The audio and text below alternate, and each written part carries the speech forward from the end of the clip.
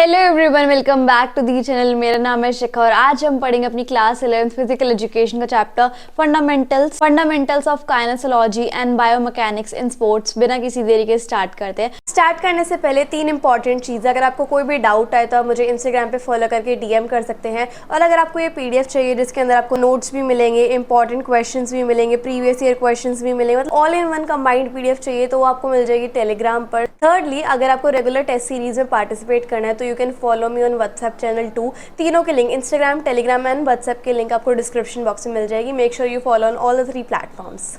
तो देखो, सबसे पहले हम मतलब समझ लेते हैं कि बायोमैकेनिक्स क्या होता है। ये देखो, एक साइंस की ब्रांच है जो कि क्या पढ़ती है कि ह्यूमन की मूवमेंट के बारे में, ह्यूमन मूवमेंट की स्टडी एक तरीके से बायोमैकेनिक्स जो है वो करती है। ठीक है, ये एक्सप्लेन करती है कि कैसे, हाउ मतलब कैसे, और वाई क्यों, कैसे और क्यों ह्यूमन बॉडी मूव करती है। इसका जवाब कौन देती है? बायोमैकेनिक्स। इसकी एक इजी डेफिनेशन भी लिखी है मैंने। ये जो है फोर्सेस को स्टडी करती है और उस फोर्स का ह्यूमन बीइंग के ऊपर क्या असर पड़ता है जिसकी वजह से ह्यूमन बॉडी जो है वो मूव करती है या फिर स्टैटिक कंडीशन में रहती है या फिर स्टैचू रहती है, इस तरीके से। तो यानी कि अ स्टडी ऑफ, यानी कि we can also say that biomechanics is that branch of science that studies about the human movements. ठीक है, इस तरीके से हम बोल सकते हैं।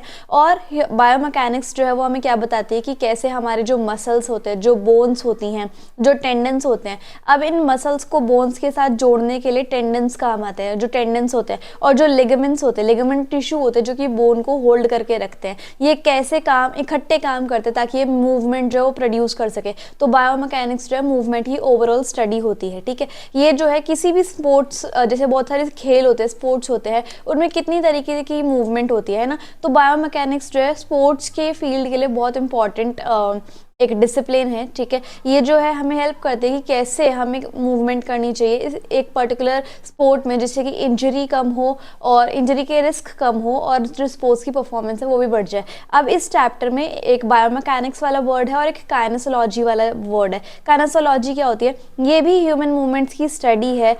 तो काइनेसोलॉजी क्या होती है? ये भी बेसिकली ह्यूमन मूवमेंट्स को ही स्टडी करती है और ये हेल्प करती है कि हम एग्जामिन कर सकें और एक find out the root cause of the problem, हम डायग्नोज कर सकें और मैनेज कर सकें। जो हमें स्पोर्ट्स में इंजरीज हो जाती है, मसल में, जॉइंट्स में, बोन्स में, उनको हम कैसे एग्जामिन कर सकते हैं कि किस स्पोर्ट की वजह से, किस मूवमेंट की वजह से कितनी चोट लगी है और क्यों लगी है, और हम कैसे उसको मैनेज कर सकते हैं। काइनेसोलॉजी जो है बेसिकली इंजरी को प्रिवेंट करने के लिए, इंजरी को इम्प्रूव करने के लिए स्पोर्ट्स की परफॉर्मेंस को इवैल्यूएट करती है। तो ये जो है काइनेसोलॉजी की फील्ड होगी। ठीक है, अब बायोमैकेनिक्स और काइनेसोलॉजी का क्या इंपॉर्टेंस है स्पोर्ट में? देखो भाई, बायोमैकेनिक्स जो है वो मूवमेंट के रिलेटेड होता है और जो काइनेसोलॉजी है वो इंजरी की प्रिवेंशन के लिए स्टडी होती है ह्यूमन बॉडी की मूवमेंट्स की। ठीक है, अब इन दोनों की क्या रिक्वायरमेंट है, क्या इंपॉर्टेंस है, वो भी स्पोर्ट्स की फील्ड में, वो देख लेते हैं एक बार हम।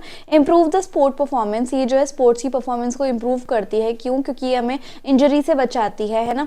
और राइट टेक्निक के बारे में बताती है कि हमें कैसे खेलना चाहिए। इम्प्रूवमेंट इन द टेक्निक, अब ऐसी टेक्निक ये हमें बताती है कि जिससे कि हमारा जो है, जो पुरानी टेक्निक है वो इम्प्रूव हो जाती है और हमें बेटर रिजल्ट्स मिलते हैं। ठीक है, ये जो है हेल्प करती है स्पोर्ट्स इक्विपमेंट अच्छे बनाने के लिए। जैसे पहले अगर कोई इक्विपमेंट होगा स्पोर्ट्स का जिससे कि ज़्यादा इंजरी लगने के पॉसिबिलिटीज़ बन रही थी, लेकिन अब हमने काइनेसोलॉजी की हेल्प से और बायोमैकेनिक्स की जब हमने स्टडी करी मूवमेंट्स की, तब हमें पता चला कि हमें कैसा एक पर्टिकुलर स्पोर्ट्स इक्विपमेंट बनाना चाहिए। ठीक है, उसके बाद ट्रेनिंग जो है उसमें इम्प्रूवमेंट आती है। हम जो है प्लेयर की मूवमेंट को इस तरीके से एनालाइज कर सकते हैं ताकि वो जो है अच्छे से मूवमेंट कर पाए अगली बार से। इंजरीज को प्रिवेंट करने में हेल्प करती है। सेफ्टी प्रिंसिपल की नॉलेज हो जाती है कि इस टाइप की मूवमेंट हमें इस टाइम पे नहीं करनी चाहिए या फिर इस स्पोर्ट में नहीं करनी चाहिए, क्योंकि इससे ऐसी घातक जो है इंजरीज हो सकती है। तो ये हमें हेल्प करती है कि हमें सेफ्टी प्रिंसिपल्स कौन कौन से अपनाने चाहिए। हेल्प्स इन रिसर्च वर्क, ये रिसर्च करने में हमें हेल्प करता है। प्लेयर्स के अंदर कॉन्फिडेंस इसमें आ जाता है। अब 2 वर्ड्स और है, काइनेटिक्स और काइनेमैटिक्स। ये क्या होते हैं? काइनेटिक्स देखो, ये फोर्सेस के साथ डील करते हैं जिसकी वजह से एक ऑब्जेक्ट जो है मूव करते हैं। जैसे मैंने धक्का मारा एक बॉल को या फिर लेग से पुश किया एक बॉल को, तो आगे एक फोर्स लगाया लेग से, तो बॉल जो है आगे चली गई। ठीक है, तो ये जो है ऐसे फोर्सेस को स्टडी करती है काइनेटिक्स, जिससे कि ऑब्जेक्ट्स में मोशन हो जाता है। ठीक है, in sports it is all about how force influence athlete and their movement. और स्पोर्ट्स की फील्ड में ये हमें ये बताता है कि कैसे फोर्सेस की वजह से एथलीट्स की मूवमेंट हुई और ये सब चीज़ें। फॉर एग्जांपल एक बेसबॉल प्लेयर जो है वो बैट को स्विंग कर रहा है, तो उस बैट में उसने कितना फोर्स लगाया जिससे कि बॉल की जो है वो इतनी ज़्यादा स्पीड बनी, इस तरीके से। अब हम बात करेंगे काइनेमेटिक्स क्या होता है। काइनेमेटिक्स जो है वो फोकस करता है ऑब्जेक्ट के मोशन पे, वो फोर्स पे ज़्यादा ध्यान नहीं देते, ऑब्जेक्ट के मोशन पे वो ध्यान देते हैं, ठीक है। स्पोर्ट्स में काइनेमेटिक्स जो है हमें क्या हेल्प करते हैं, डिस्क्राइब करने में और एनालाइज करने में कि ये एथलीट का कैसा मोशन है, उसकी स्पीड क्या है, एक्सेलरेशन क्या है, डायरेक्शन क्या है, इस तरीके से। तो kinematics is all about the motion of the object, कि क्या उसका मोशन है। और जो काइनेटिक्स था वो जो है फोर्स पे ज़्यादा ध्यान देता है, ठीक है। So kinetics is all about force and kinematics is all about motion, ठीक है।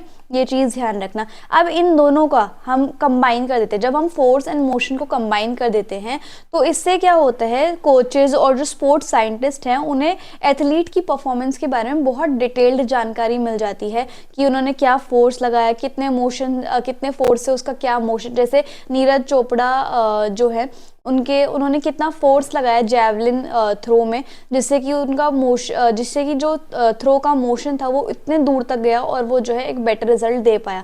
तो ये जो है एक ओवरऑल कंप्रिहेंसिव अंडरस्टैंडिंग जो है वो हमें प्रोवाइड कर पाते हैं काइनेमेटिक्स और काइनेटिक्स, ठीक है।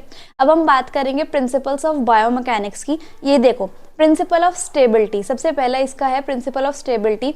जैसे फॉर एग्जाम्पल ये एक ग्लास है, ठीक है, ये एक ग्लास है और इसका जो सेंटर होगा, ठीक है, वो जितना कम होगा उसका हमें सपोर्ट के लिए, मान लो मेरा हैंड सपोर्ट है तो उसके सपोर्ट का जो मास होगा वो हमें उतना ही ज़्यादा चाहिए होगा, ठीक है। जितना इसका मास लोअर होगा, सेंटर ऑफ मास लोअर होगा, उसके सपोर्ट के लिए हमें ज़्यादा लार्जर बेस चाहिए होगा। समझ में आ रहा है?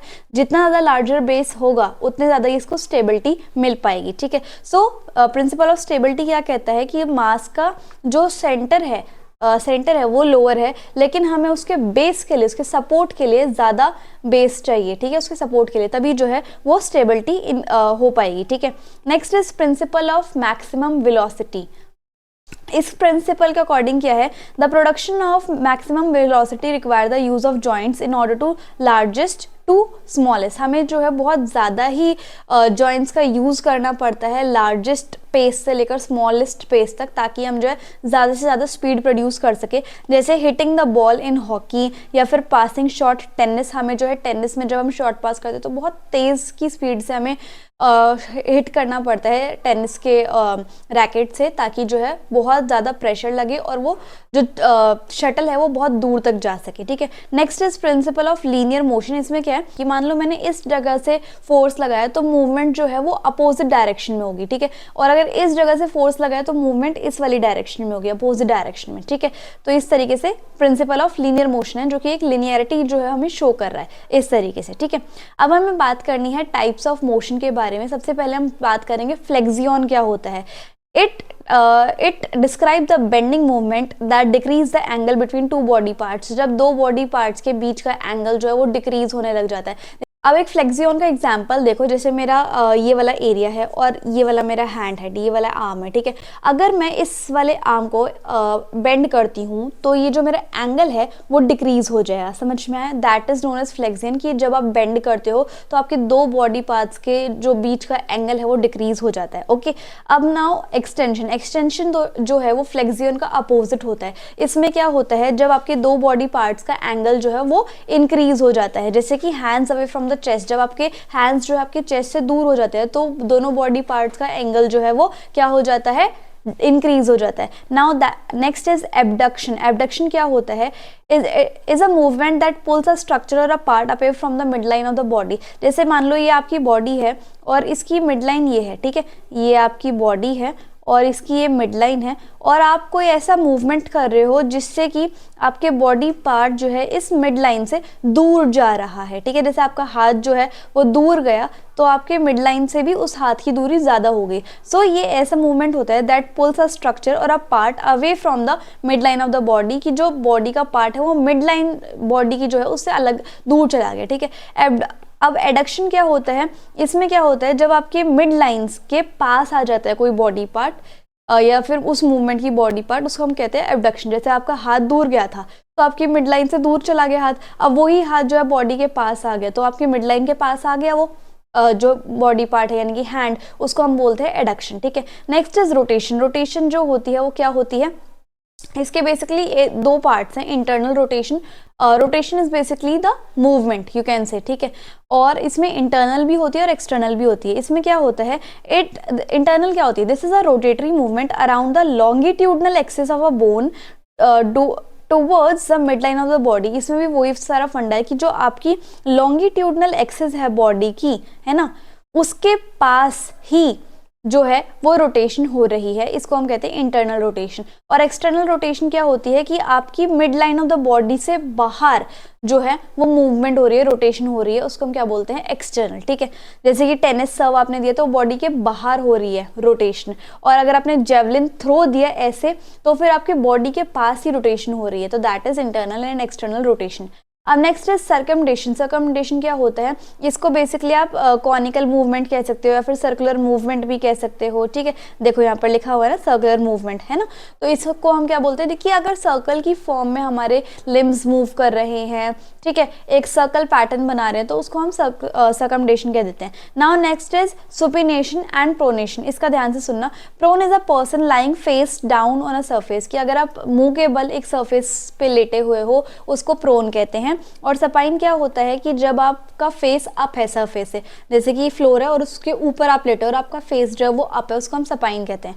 तो प्रोनेशन अगर आप आर्म्स का देखेंगे तो ये देखो उल्टा हाथ है अगर आपका इस तरीके से, ठीक है, तो ये जो क्या हो, ये क्या हो गया, प्रोनेशन। ठीक है, और सीधा हाथ है तो क्या हो गया, सुपिनेशन। ठीक है, और ऐसे ही पैर के मामले में देख लो, अगर प्रोनेशन है तो पैर आपका जो है वो इस साइड होगा, किस साइड, लेफ्ट हैंड साइड, और सुपिनेशन है तो वो किस साइड होगा, राइट हैंड साइड होगा। ठीक है, तो ये यही लिखा हुआ है सुपिनेशन का, फुट की उसमें भी सुपिनेशन का देखो, of the foot refers to the turning of sole of the foot inwards. अब यहाँ पर जो आपका सोल है वो आपका अंदर की तरफ आ रही है, जो ये पैर देखो ये आपका एकदम अंदर की तरफ आ रहा है इसका सोल। ठीक है, और प्रोनेशन का क्या मतलब हो रहा है कि आपका जो सोल है वो बाहर की तरफ जा रहा है फुट का, तो ये हो गया प्रोनेशन ऑफ द फुट, है ना।